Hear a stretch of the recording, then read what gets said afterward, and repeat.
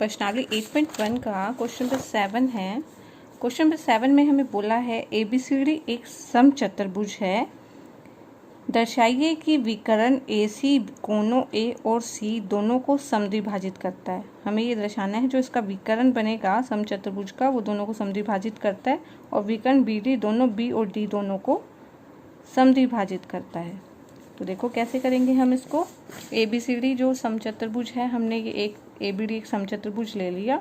समचतुर्भुज है इसलिए इसकी चारों भुजाएं बराबर हो जाएंगी। AB BC CD DA चारों बराबर हो जाएंगी। अब हमें क्या सिद्ध करना है? हमें सिद्ध करना है कि विकर्ण जो AC है, ये जो AC विकर्ण है A और C, ये A कोण है और ये कोण C है, इन दोनों को समद्विभाजित कर रहा है। समद्विभाजित मतलब अगर ये कोण 1 है, ये कोण 2 है, तो कोण 1 और कोण 2 बराबर। और ऐसे ही अगर ये कोण 3 है और ये कोण 4 है, तो कोण 3 और कोण 4 बराबर। ये हमें सिद्ध करना है कि जो AC विकर्ण है ये कोण A के कोण को समद्विभाजित कर रहा है, यानी 1 = 2 और कोण 3 = 4। ठीक है। इसी तरह से इन्होंने बोला विकर्ण BD, विकर्ण जो BD बनेगा, ये विकर्ण BD बनेगा, ये भी जो है दोनों कोणों को समद्विभाजित करता है, तो इसके भी कोण बराबर आएंगे। वो हम बाद में करेंगे, पहले हम इतना कर रहे हैं। ठीक है। तो प्रमाण के लिए हम त्रिभुज ABC और त्रिभुज ADC इन दोनों के अंदर देखते हैं कि क्या क्या चीज़ें हमें बराबर दी हैं। ABC और ADC के अंदर AB भुजा जो है AD भुजा के बराबर होगी ना, क्योंकि चारों भुजाएं बराबर हैं, तो AB भी AD के बराबर होगी। ठीक है। ऐसे ही जो BC भुजा है ये DC भुजा के बराबर हो जाएगी। ठीक है। तो समचतुर्भुज की भुजाएं, और इसमें AC दोनों में कॉमन आ रहा है। ठीक है। हमें इन दोनों त्रिभुजों में ये भुजा तो इस भुजा के बराबर है, क्योंकि सारी भुजाएं बराबर हैं। ऐसे ये भुजा इसके बराबर है और AC भुजा अपने आप के बराबर है, तो ये दो त्रिभुज बन जाएंगे। त्रिभुज ABC सर्वांग हो जाएगा ADC के, और नियम बन जाएगा, तीनों भुजाएं बराबर है ना, SSS सर्वांग समता नियम। इससे क्या हो जाएगा, जब ये सर्वांग सम है तो इसके सभी कोण बराबर हो जाते हैं, तो कोण 1 कोण 2 के बराबर हो जाएगा, कोण 3 कोण 4 के बराबर हो जाएगा। तो हम लिख देंगे कोण 1 बराबर में कोण 2 CPCT से सर्वांग सम त्रिभुज के संगत कोण, और कोण 3 बराबर में कोण 4 CPCT। तो यही हमने सिद्ध करना था ना, यानी विकर्ण AC दोनों कोणों A और C दोनों को समद्विभाजित करता है। यही मतलब हुआ इसका।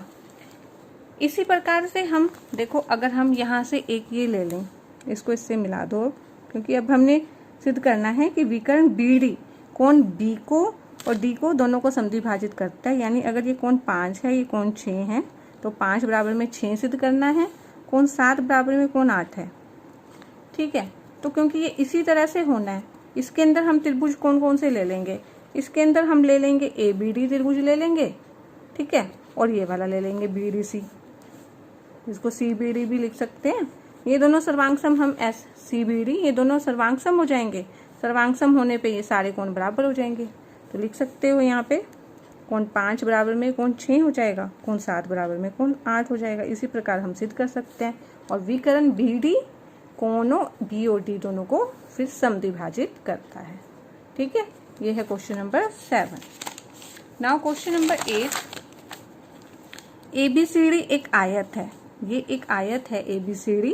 इसके विकर्ण AC दोनों कोण A और C को समद्विभाजित करते हैं, यानी कोण 1 बराबर में कोण 2 दिया हुआ है, कोण 3 बराबर में कोण 4 दिया हुआ है। ठीक है। और दर्शाना है कि ABCD ये वर्ग है, वर्ग है यानी चारों भुजाएं बराबर दिखानी है हमने। और विकर्ण BD दोनों कोण B और D को, विकर्ण BD जो है ये दोनों कोणों को समद्विभाजित करता है, ये भी हमने दिखाना है। ठीक है। सबसे पहले हम सिद्ध करेंगे ABCD एक वर्ग है। ये आयत तो हमें दिया ही हुआ है। ठीक है। तो हमें जो सबसे पहले दिया है लिखना है, तो दिया है में हम सबसे पहले यही लिख देंगे। दिया तो हमें यही है, ABCD एक आयत है और उसमें विकर्ण AC दोनों कोणों A और C दोनों को समद्विभाजित करते हैं। साथ में हम ये लिख देंगे समद्विभाजित करते हैं, तो कोण 1 बराबर में कोण 2 हो जाएगा और कोण 3 बराबर में कोण 4, ये हम साथ में ऐड कर देंगे। और दर्शाइएगी, दर्शाना यानी सिद्ध करना है, तो सिद्ध करना क्या दिया करना है, मतलब क्वेश्चन में से ही हमने लिखना होता है। तो सिद्ध करना है में आप लिख दोगे ABCD एक वर्ग है और सेकंड पार्ट की। तो इसको सिद्ध कैसे करेंगे, क्योंकि हमें ये बोला हुआ है कि जो विकर्ण AC है कोण A को और कोण C को समद्विभाजित करता है, इसलिए कोण 1 जो है कोण 2 के बराबर हो जाएगा और 3 4 के, ये तो हमें दिया ही हुआ है। अच्छा, और कोण 1 और कोण 4 जो है ये अंतः एकांतर कोण हो जाएंगे। ठीक है, अंतः एकांतर कोण कौन से होते हैं, देखो इसके अंदर देखो ये वरक था, इसके अंदर देखो ये तो समानांतर रेखाएं हैं, ये एक तिर्यक रेखा है, तो ये कोण इस कोण के बराबर होता है, इसको हम क्या बोलते हैं, एकांतर कोण। इसीलिए क्या बन जाएगा, कोण 1 जो है कोण 4 के बराबर हो जाएगा। ठीक है, अब कोण 1 2 के बराबर है, 3 4 के बराबर है और कोण 1 4 के बराबर है। तो इस तरह से क्योंकि तो कोण 2 भी किसके बराबर हो जाएगा, 4 के बराबर हो जाएगा ना। ठीक है, जब सारे ही कोण बराबर हैं, ये सभी कोण बराबर हैं आपस में, और ये जब इसके बराबर हो जाएगा तो कोण 2 भी कोण 4 के बराबर हो जाएगा। आप इनको लिख के देख लो।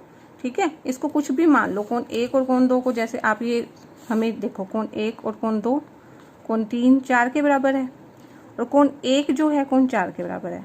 कोण 1 अगर 4 के बराबर है, अगर इन सबको हम 50 मान लें, कोण 1 2 50 के हैं। ठीक है, कोण 1 क्योंकि 50 का है तो कोण 4 भी 50 का हो गया, कोण 4 50 कह रहे हो, कोण 3 भी 50 का हो गया। ठीक है, यानी 1 2 3 4 सारे ही 50 के हैं।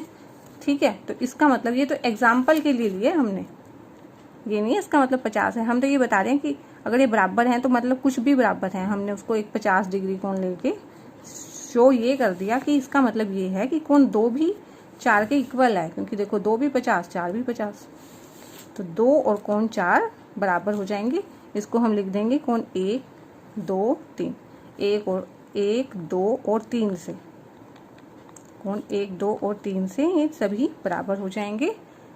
अब क्या होगा, ABC त्रिभुज है, ABC त्रिभुज में कोण 2 कोण 4 के बराबर है। ठीक है, तो क्या हम एक प्रॉपर्टी करते होते हैं समद्विबाहु त्रिभुज की, कि अगर ये 2 कोण बराबर हैं तो इनकी भुजाएं भी बराबर हो जाती हैं, ABC। और कोण 1 और कोण 2 बराबर हैं तो AB बराबर में BC क्या होता है, ये समान कोणों की सम्मुख भुजाएं। तो त्रिभुज ABC में क्योंकि 2 कोण 4 के बराबर है, इसलिए AB भुजा BC भुजा के बराबर हो जाएगी। ठीक है, अब AB BC के बराबर है। ठीक है, कि इसके बराबर तो पहले ही थी, अब जब ये क्योंकि ये इसके बराबर है और ये दोनों मतलब सभी बराबर हो जाएंगे ना इससे। ठीक है, इसके अंदर क्या हो जाएगा, जब AB हम BC के बराबर कर देते हैं और ये इसके इक्वल भी है। ठीक है, इसको अगर हम एक एग्जांपल मान लें कि ये 5 है, ये 5, ये तो उसके सामने आयत है तो 5 है ही है, और इसको हमने इसके इक्वल कर दिया 5।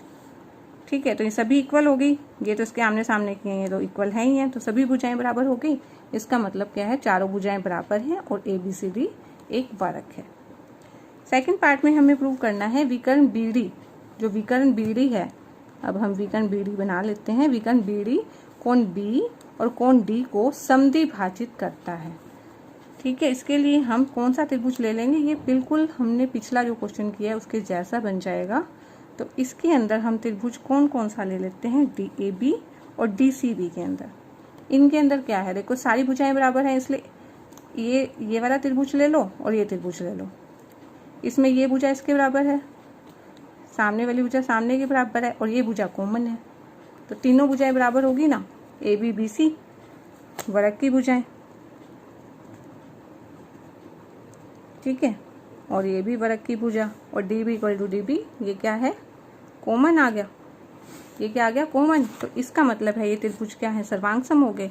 सर्वांग कोण हो गए, तो ये कोण 5 है और ये कोण 6 है, 5 6 के बराबर हो जाएगा और 7 8 के, कोण 5 और 6 7 और 8 CPCT से। इसका मतलब है विकर्ण BD दोनों कोणों BOD को समद्विभाजित करता है। अगर आपको वीडियो समझ में आ रही है तो वीडियो को लाइक करके चैनल को अगर सब्सक्राइब करेंगे तो मेरे साथ 9th का फुल सिलेबस आप कर सकते हैं।